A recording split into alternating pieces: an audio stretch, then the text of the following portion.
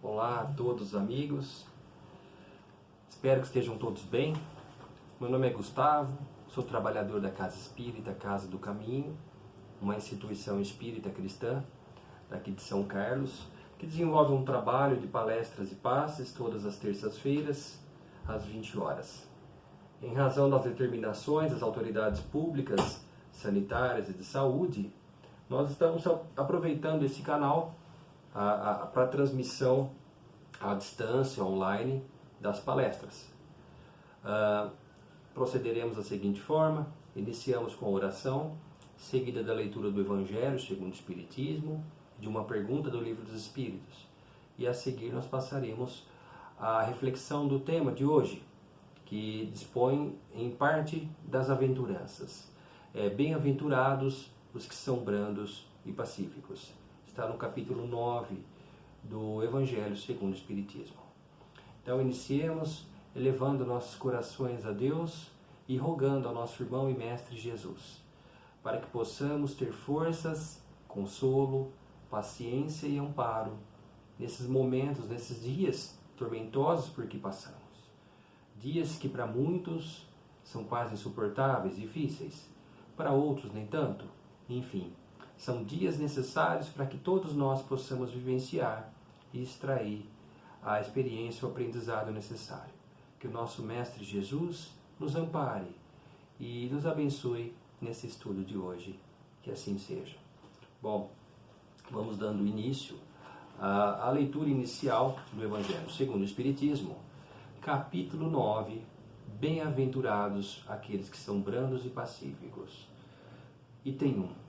Bem-aventurados aqueles que são brandos, porque eles possuirão a terra. Essa passagem está disposta no Evangelho de Mateus, capítulo 5, versículo 5. Prossegue Kardec. Bem-aventurados os pacíficos, porque eles serão chamados filhos de Deus. Também prevista essa passagem no capítulo 5, só que no versículo 9 do Evangelho de Mateus. Procedendo à leitura da pergunta do Livro dos Espíritos, hoje nós vamos ler a pergunta 919, em que se pergunta aos Espíritos: qual é o meio prático e mais eficaz para se melhorar nesta vida e resistir aos arrastamentos do mal?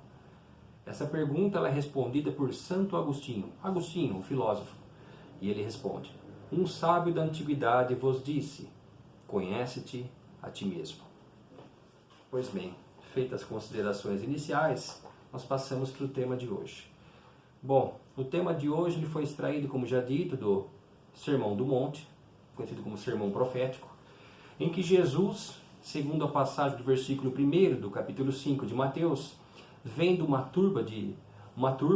multidão aglomerada de pessoas, de uma forma desordenada, desorganizada, uma turba, aquela população aquele grupo um pouco agressivo, e Jesus sobe ao monte após ver essa turba. E aí aproximam-se dele os discípulos. E o evangelista fala, e abrindo a sua boca, os ensinava dizendo. Verificamos aqui que o próprio evangelista já faz questão de mencionar esses elementos. Turba, referente a esse aglomerado de pessoas, essa multidão desorganizada, muitas vezes agressiva, e também a questão subiu ao monte, ou seja, nós temos muito essa expressão de vamos levar o nosso pensamento ao alto, ou seja, buscar uma ligação com o Pai, o Criador, para que possamos sim sermos inspirados e auxiliados. Não que Cristo precisasse, pois já era Ele a ligação própria com o Pai, segundo as suas próprias palavras, mas é que Cristo nos exemplificava a necessidade para que nós pudéssemos buscar a elevação de nosso pensamento, de nossa consciência, para que nós, juntos ao Pai, a pensamentos de trabalhadores, espíritos superiores, possamos buscar pregar a boa nova do Evangelho. E o evangelista ainda fala o seguinte, abrindo a sua boca, os ensinava dizendo. O evangelista enfatiza que Cristo fazia o ensino por forma de palavras, por forma da verbalização. Sabemos que para a verbalização se faz necessário, sim, a articulação da boca, língua e dentes, mas o evangelista quis dizer nesse sentido. O mesmo Cristo que disse que o homem fala de aquilo que está cheio o seu coração. O mesmo Cristo disse: o mal não é o que entra na boca, mas sim o que sai da boca. Esse Cristo abriu a boca para tirar aquilo que estava em seu íntimo, aquele amor incondicional, aquele amor para com os criminosos, para com os inimigos, para aqueles que nos veem como adversário. Assim dispõe o evangelista. E o Cristo diz: bem-aventurados os que são brandos, porque possuirão a terra. E aí nós podemos nos perguntar: poxa, mas Jesus disse que há muitas moradas na casa do meu Pai. Disse também Jesus que meu reino não é deste mundo. E por que agora ele diz que os brandos herdarão a terra? Bom, nós podemos interpretar acolher essa palavra de três formas. A primeira delas em relação ao seguinte: Cristo quis dizer o seguinte, que o homem, enquanto passa pela experiência carnal, inclusive os Espíritos respondem no item 5 do próprio Evangelho, que enquanto o homem aguarda os bens do céu, passa pela experiência carnal, ele necessita dos bens da terra. O que o Cristo veio dizer é o seguinte: para que o homem não dê mais importância, não priorize os bens da terra, que são passageiros e efêmeros, assim como disse Emmanuel, tudo o que se vê, o que se pode ver com os olhos da carne, ou morreu ou está morrendo. Então vem essa advertência do Cristo, para que não priorizemos os bens materiais em detrimento dos bens espirituais, do nosso patrimônio espiritual, das virtudes do Espírito. E também pode ser interpretado na situação, na abordagem de a Terra como herança.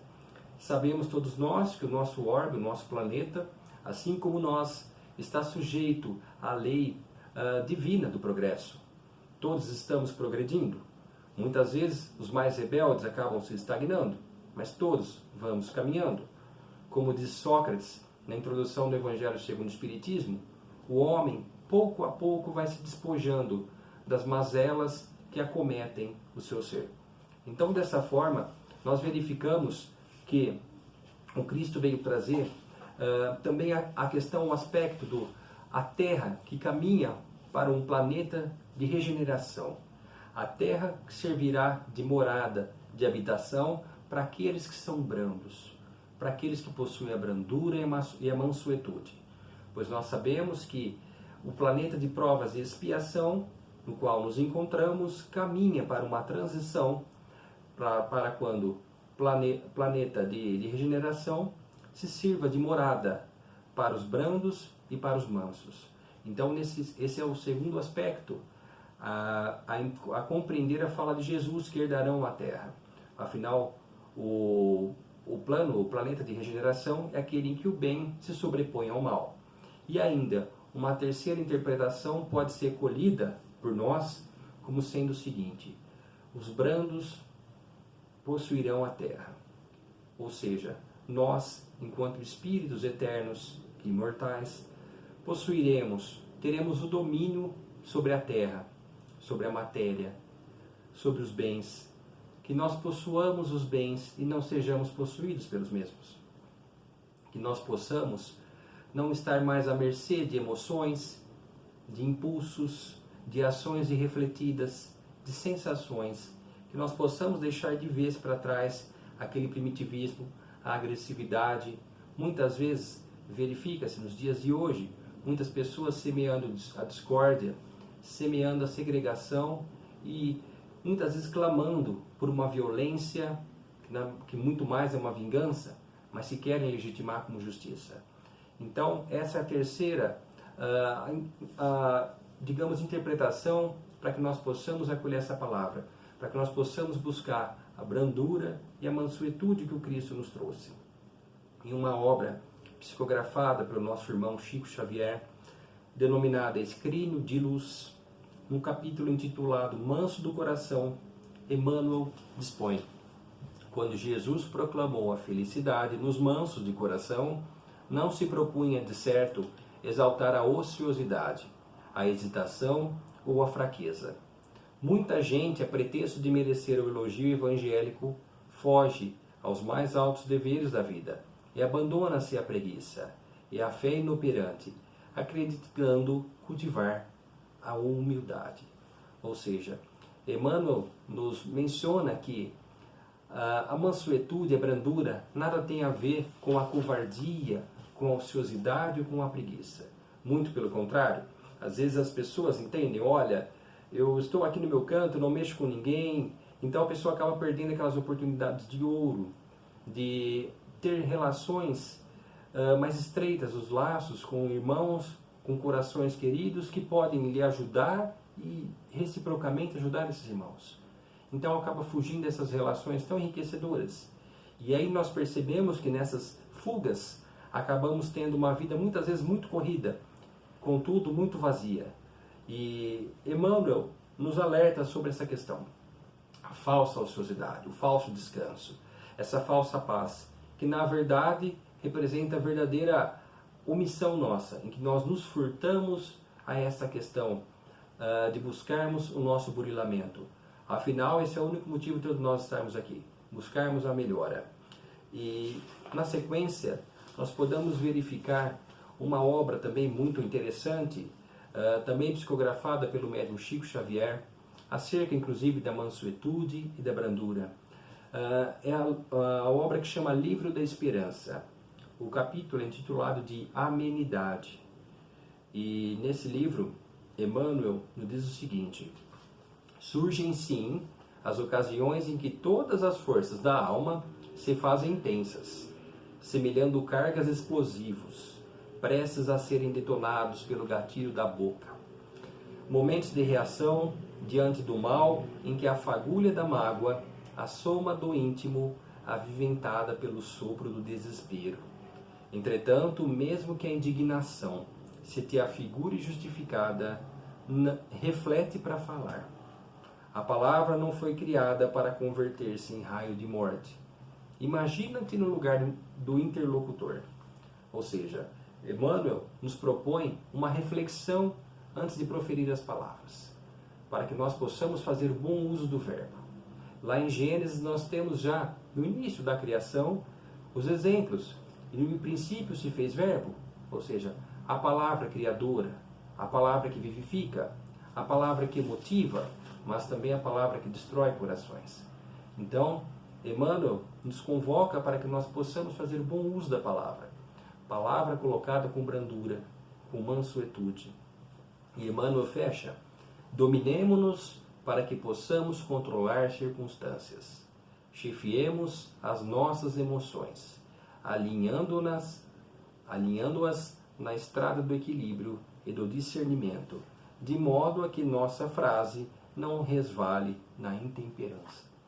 Ou seja, para que não sejamos meros joguetes do dia a dia, das ações irrefletidas, dos impulsos, aquelas questões externas que acabam, como diz, às vezes ouve-se falar, fulano tira minha paz, você tirou minha paz.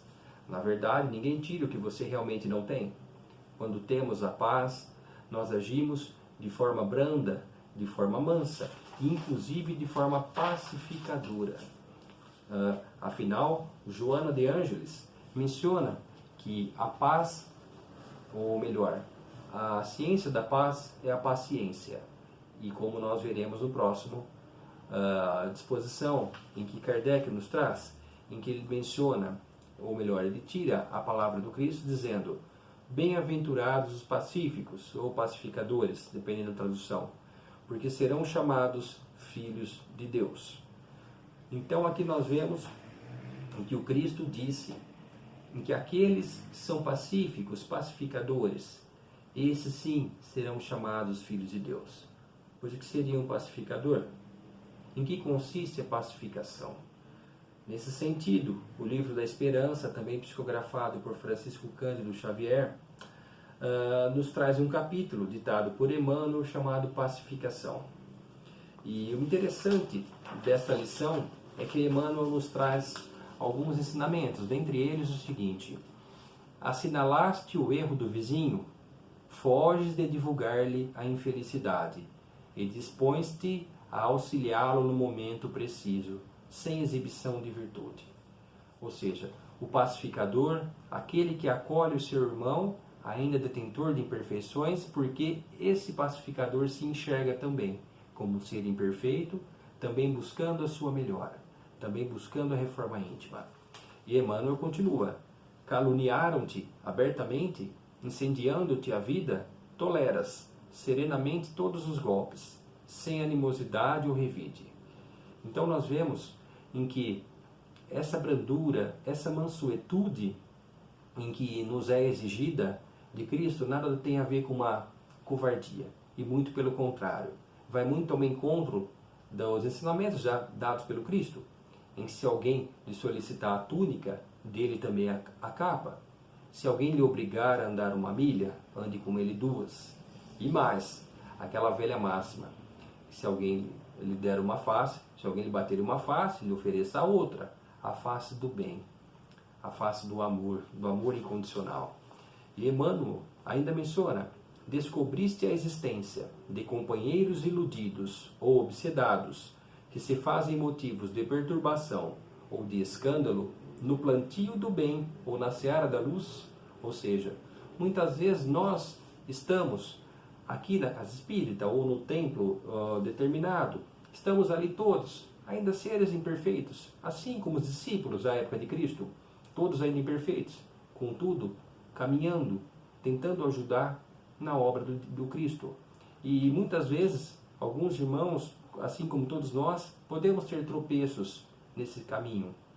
Então, descobrindo algum tropeço, alguma infelicidade, alguma ação infeliz, menos feliz desses irmãos, Emmanuel fala: de certo, não lhes aplaudes a inconsciência, mas não lhes agravas o desequilíbrio, através do sarcasmo, e oras por eles, amparando-lhes o reajuste pelo pensamento renovador. E Emmanuel conclui: se assim procedes, classificas-te em verdade entre os mestres, entre os pacificadores abençoados pelo Divino Mestre. Ou seja, Emmanuel nos faz o convite, nos conclama para que sejamos pacificadores, para que sejamos trabalhadores na seara do Cristo, para que busquemos de verdade e de uma forma vivenciar o Evangelho redivivo do Cristo, para que não apenas as palavras, muito se vê palavras lindas, palavras muito bem articuladas, contudo, vê-se poucas ações. Verifica-se, inclusive, nos dias atuais em que nós vivemos. Muito se fala, muito se discute, muitas vezes as pessoas elas brigam pelo fato de ter uma opinião contrária, e a brandura, a pacificação, a mansuetude, ela fica toda preterida pelo orgulho e pelo egoísmo. Vivemos dias difíceis, dias em que nós temos que ter paciência, dias em que nós temos que pacificar e dias que nós temos que ter a brandura. Pois se faz necessário que nós aguardamos que, conforme nossas autoridades sanitárias e de saúde, aguardemos em nossas casas, não somente pela nossa conservação, mas sim como uma oportunidade de podermos estarmos mais juntos do nosso próximo mais próximo.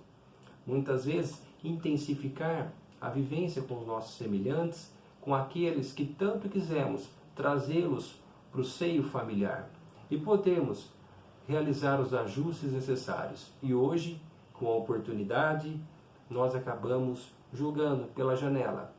E, como numa busca incessante, muitas vezes insatisfeitos com as questões materiais, enfim, as mais variadas aqui, acabamos priorizando outras coisas que não o objetivo que nos fez carne nesta vivência. Ainda, acerca da pacificação, a obra Palavra de Vida Eterna, trazida por Francisco Cândido Xavier, ditada por Emmanuel, em seu capítulo 70, Emmanuel traz de uma forma muito clara e objetiva, chamada Pacifica Sempre.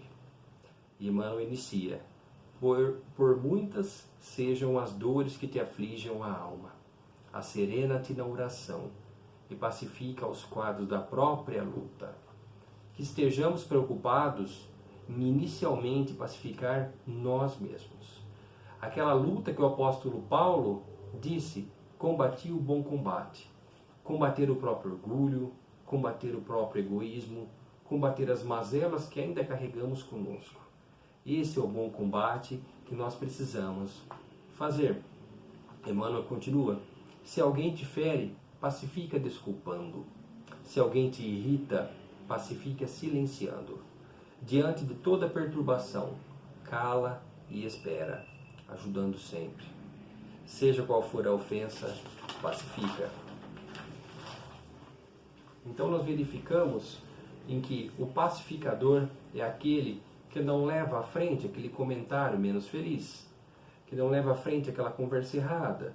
De repente, aquela ideia não incita, não induz, não auxilia, não instiga condutas menos felizes.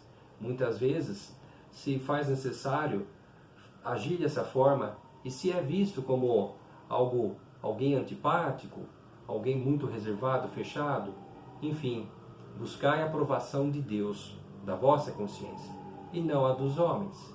Pois assim, essa é a proposta do Cristo. Pois Deus, enquanto o Pai, o Criador, Ele nos traz essa proposta. E através da terceira revelação, a doutrina espírita, o Evangelho Consolador, nos traz a chave, pois Cristo é a porta.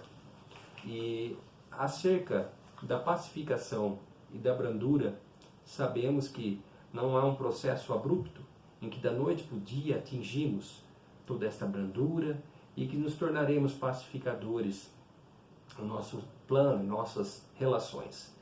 Nesse sentido, se faz necessário ter a paciência, a ciência da paz. Segundo Joana de Ângeles, na obra Jesus e o Evangelho à luz da psicologia profunda. Joana traz um capítulo intitulado A Paciência. E ela diz: a paciência é a exteriorização da paz. A paciência consiste na conquista individual através do esforço pela autoiluminação. Joana de Ângeles nos traz ainda que a paciência encoraja o ser, porque o ajuda a enfrentar quaisquer situações. Tomado pela ciência da paz, Jesus deu mostras significativas dessa conduta. Jesus não se apressou em iniciar o ministério. Aguardou que João o anunciasse. E quando que ele estava quase terminando o seu ministério, ele, o Cristo, deu início ao seu, conforme o anúncio das velhas profecias. E Joana fecha a reflexão com os seguintes dizeres: Jesus viveu a sua humanidade com singular elevação, suportando fome, dor, abandono e morte, sem impacientar-se, submisso e confiante, ultrapassando todas as barreiras então conhecidas a respeito das resistências humanas. Assim, tornando-se um paradigma, um exemplo a ser seguido, destroçando o que era comum, corriqueiro, banal, fixo em torno dos indivíduos, o limite das suas forças. Muitas vezes nos pegando dizendo: mas é Chico, né? Ou então, poxa, mas Divaldo é Divaldo. Sim, são trabalhadores abnegados da seara. Mas assim como eles, nós devemos nos esforçar. Deveremos buscar a disciplina, o esforço. Sabemos que na seara de Deus não há seres privilegiados. Todos, pelo seu esforço, devem buscar o crescimento espiritual. E, fechando a nossa reflexão, uma mensagem final do livro Fonte Viva, psicografado pelo nosso querido irmão, mais uma vez, Francisco Cândido Xavier, ditado por Emmanuel, no capítulo 3. Diz a mensagem: quando não seja possível avançar 2 passos por dia, desloquemo-nos para diante, pelo menos alguns milímetros. Enfim, meus irmãos, essa é a reflexão que eu trouxe para os dias de hoje, para que nós possamos buscar a brandura, que a brandura e a mansuetude possa fazer parte de nossas palavras, de nosso pensamento, de nossas ações.